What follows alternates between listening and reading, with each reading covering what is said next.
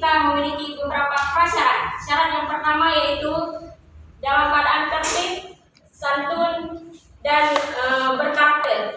Yang kedua, paparan diskusi kita, tanya jawab kita akan diberi kesempatan bagi penanya untuk memberi satu kali sanggahan bagi bila ada hal yang keuntungan atau tidak berkenan dengannya. Selanjutnya, kondisi tanya jawab ini harus bisa bermakna dan bisa merefleksi diri sendiri.